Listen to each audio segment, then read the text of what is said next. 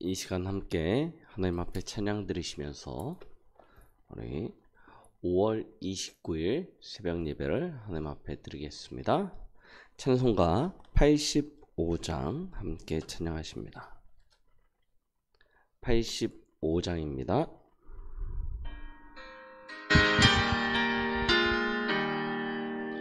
구주를 생각만 해도 이렇게 좋거든.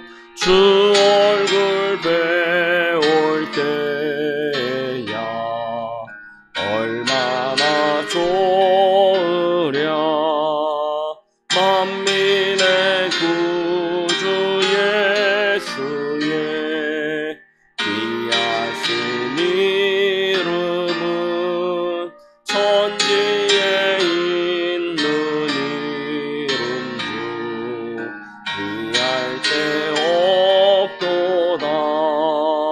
참 회개하는 자에게 소망이 되시고 구하고 찾는 자에게 기쁨이 되신다. 예수의 넓은 사랑을 어찌다 말하랴. 주 사랑받은 사람만 그 사랑 알도다.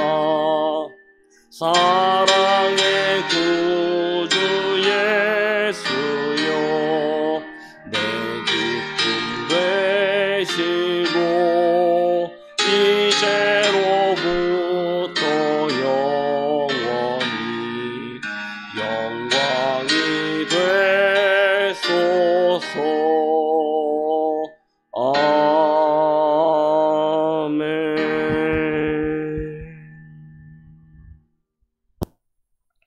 다 함께 사도신경으로 신앙을 고백드립니다. 전능하사 천지를 만드신 하나님 아버지를 내가 믿사오며 그 외아들 우리 주 예수 그리스도를 믿사오니 이는 성령으로 잉태하사 동정녀 마리아에게 나시고 본디오 빌라도에게 고난을 받으사 십자가에 못 박혀 죽으시고 장사한 지 사흘 만에 죽은 자 가운데서 다시 살아나시며 하늘에 오르사 전능하신 하나님 우편에 앉아 계시다가 저리로서 산 자와 죽은 자를 심판하러 오시리라. 성령을 믿사오며 거룩한 공예와 성도가 서로 교통하는 것과 죄를 사하여 주시는 것과 몸이 다시 사는 것과 영원히 사는 것을 믿사옵나이다. 아멘.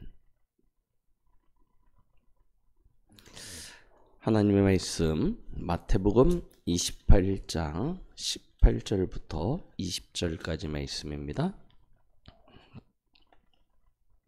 마태복음 28장 18절부터 20절까지 말씀 함께 합독하십니다. 예수께서 나와 말씀하여 이르시되 하늘과 땅의 모든 권세를 내게 주셨으니 그러므로 너희는 가서 모든 민족을 제자로 삼아 아버지와 아들과 성령의 이름으로 세례를 베풀고 내가 너희에게 분부한 모든 것을 가르쳐 지키게 하라. 볼지어다 내가 세상 끝날까지 너희와 항상 함께 있으리라 하시니라. 아멘. 역사의 주관자 되시는 분이 누구십니까? 우리의 인생의 생사화복의 주관자가 누구십니까? 그분이 바로 창조주이신 하나님입니다. 하나님의 그 주권은 성경에 머물러 있는 것이 아닙니다. 지금도 또한 앞으로도 영원히 계속되어지는 것입니다.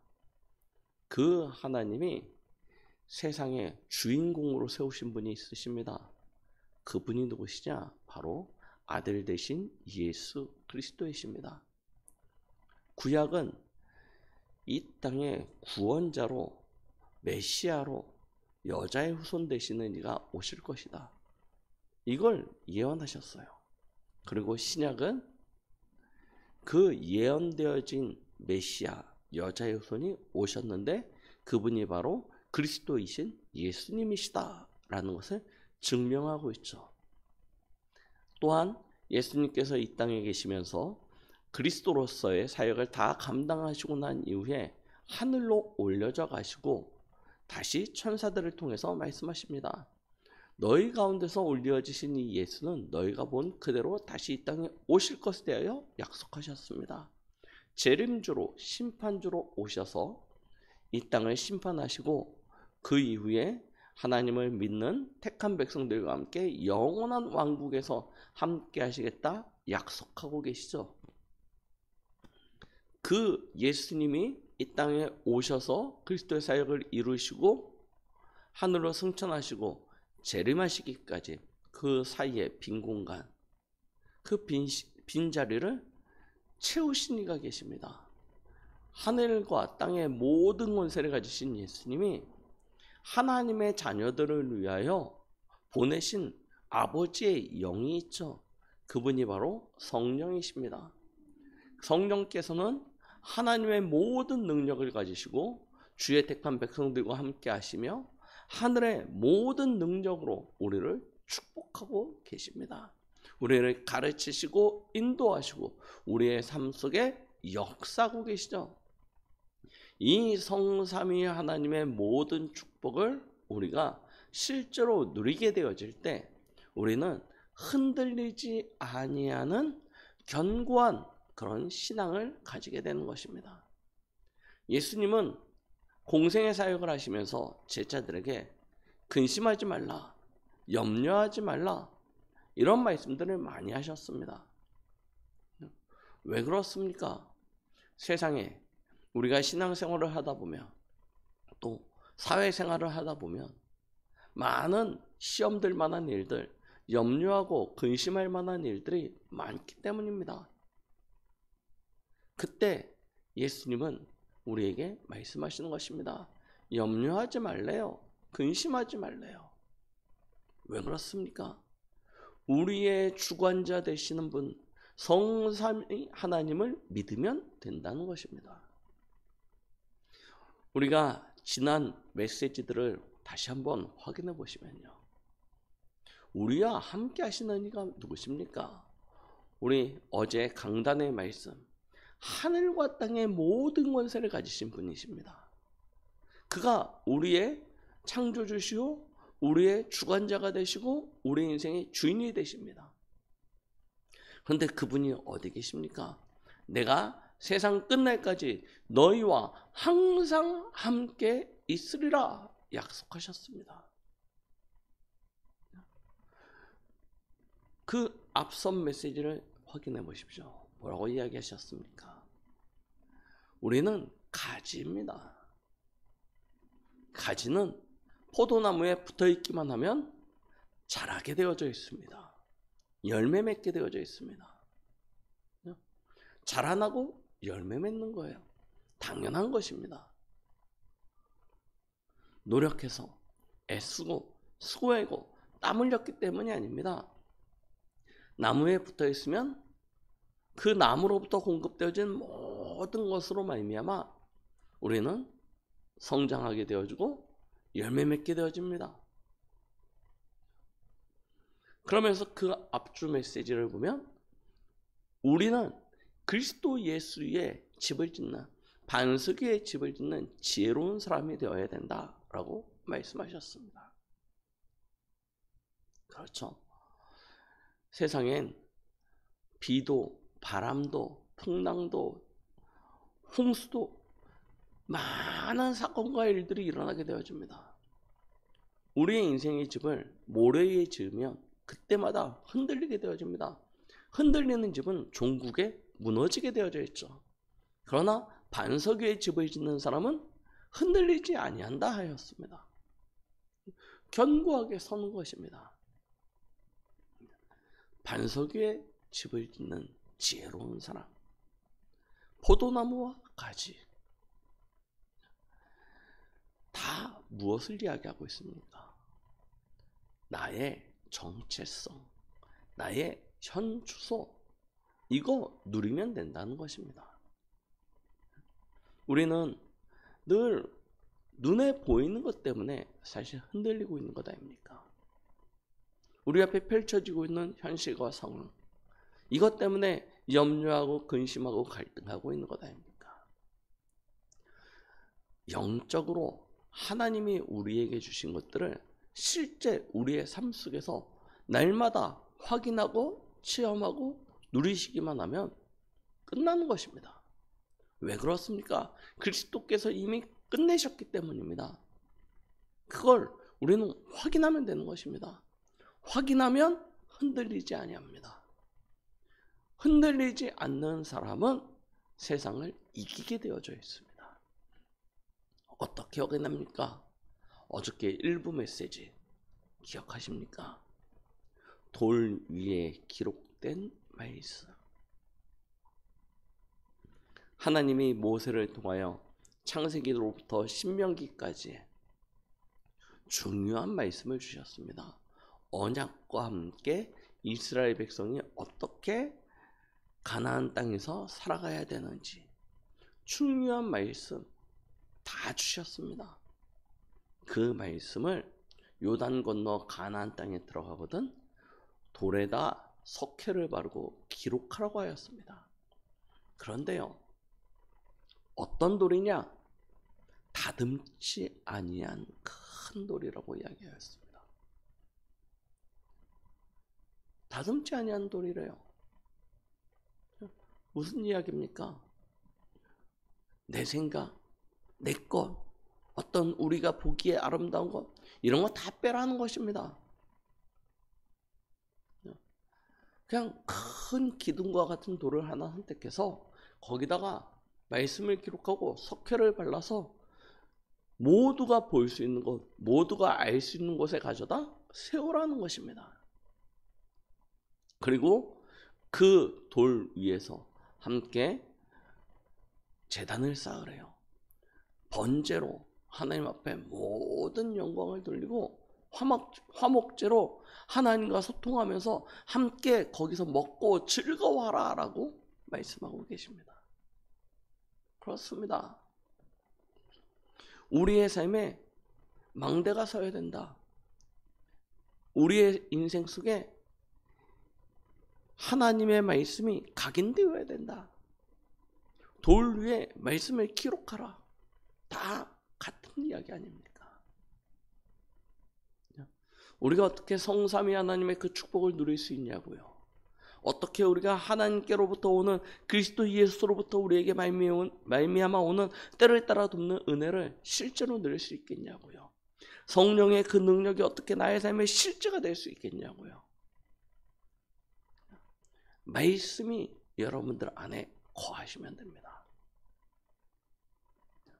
실제로 말씀이 여러분들의 삶에 힘이 되고 말씀이 여러분들의 삶에 답이 되면 끝나는 것입니다. 그러면 다 이기게 되어집니다. 그래서 뭐하냐? 우리는 집중하는 거예요. 내 안에 하나님의 말씀이 각인되어지도록 돌 위에 새겨진 하나님의 말씀은 지워지지 아니합니다. 그처럼요, 우리의 마음과 생각과 영혼 속에 담겨진 기록되어진 하나님의 말씀은 지워지지 아니하고 살았고 운동력이 있어 역사하게 되어질 것입니다. 그걸 우리는 실제로 체험하는 것입니다. 어느 정도 집중하시면 됩니까?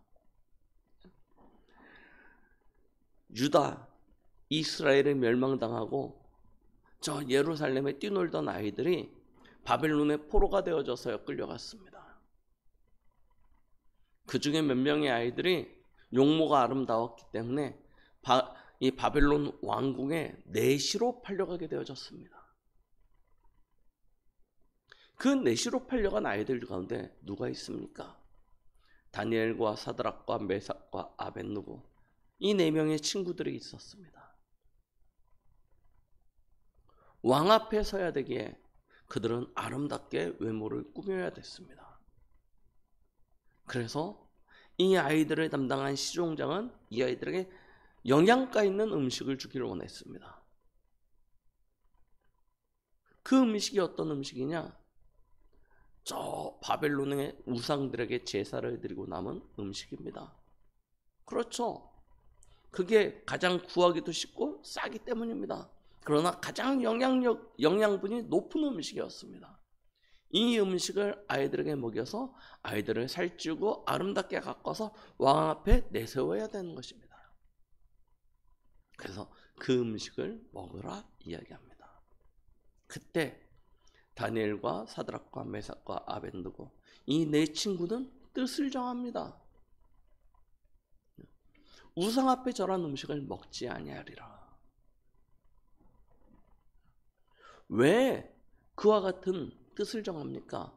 아이의 치기에 억지 부리는 것입니까? 고집 피우는 것입니까?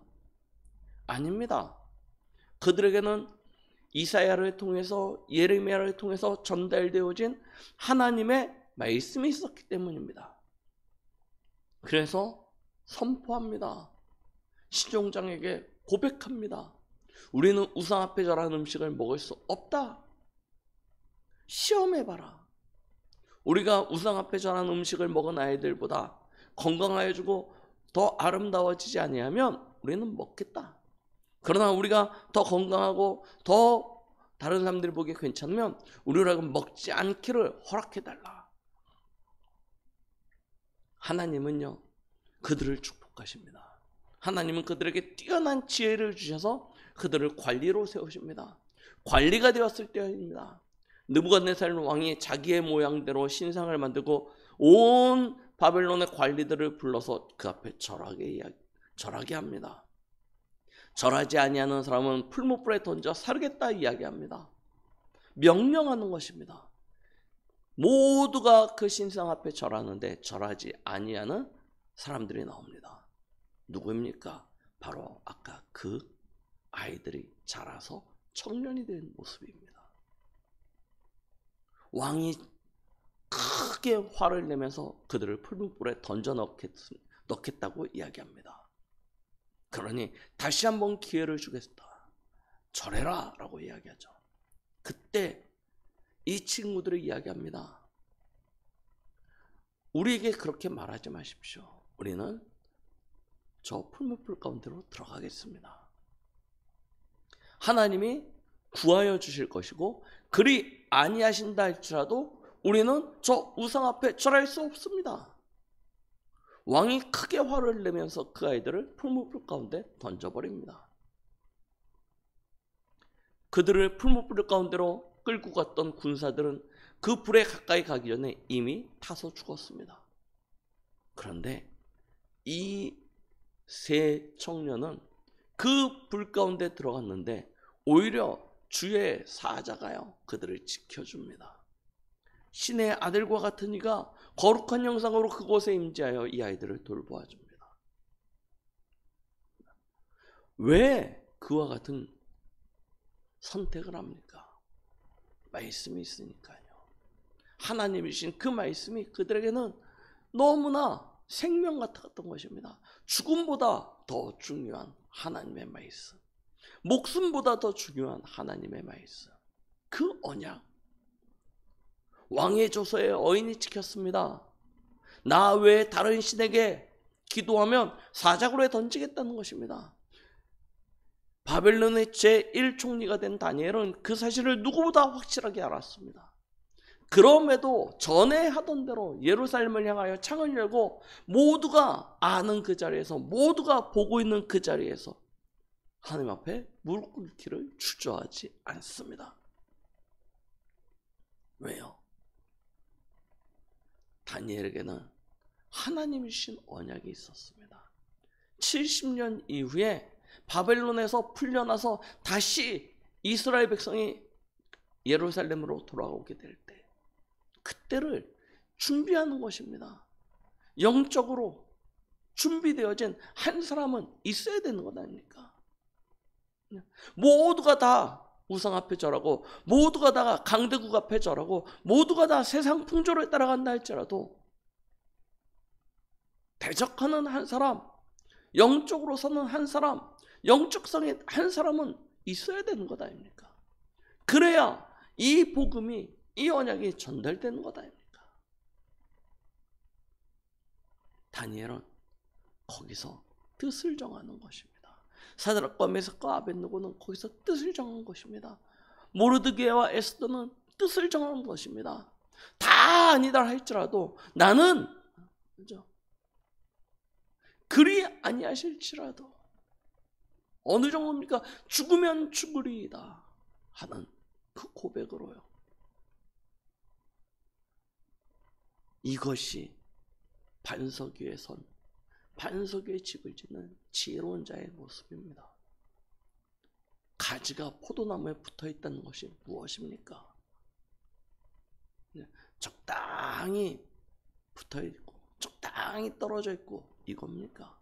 아닙니다. 그러면 버려져 말랑을 버리고 불 속에 던져지게 되어져 있습니다. 열매 맺지 못하는 가지는 불에 던져진다라고 분명히 말씀하셨습니다. 가지는 나무에 제일 썩 붙어 있어야 됩니다.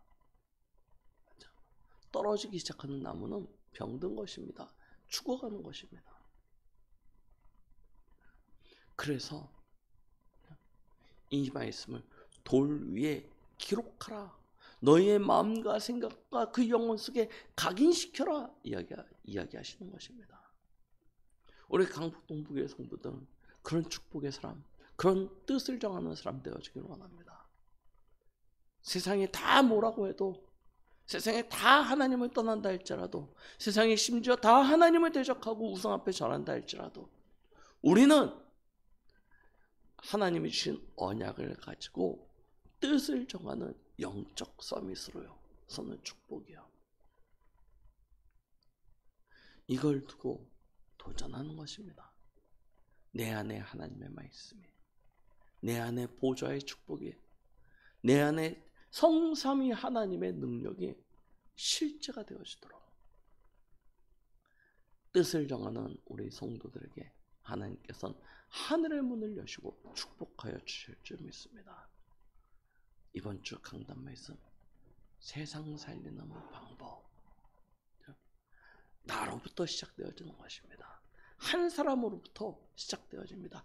아니, 한 사람이면 충분합니다. 우리 강북 동부교회 성도들, 언약 가진 우리 성도들 한 사람이면 충분한 것입니다.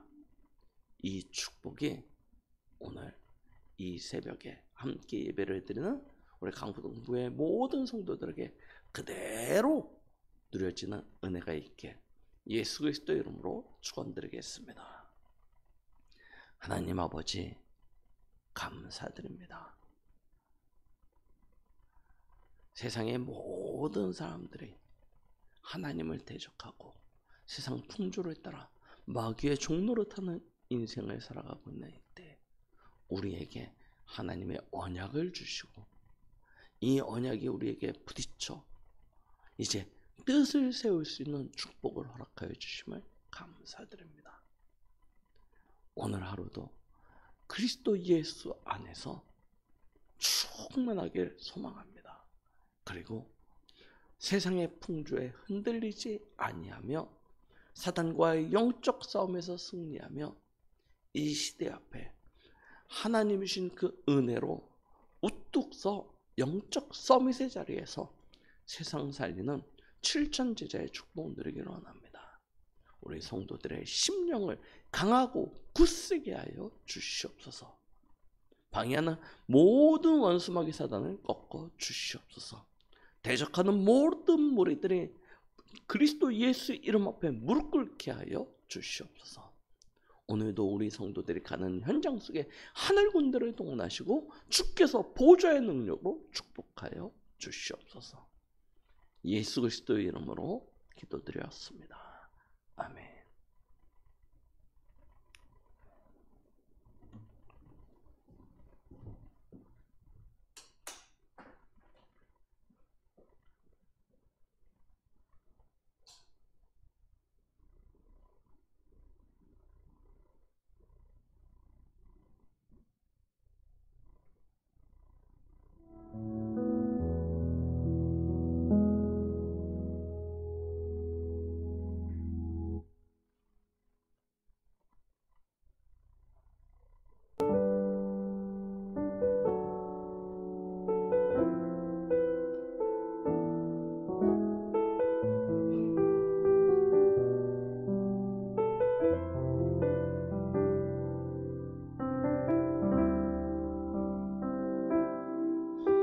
you.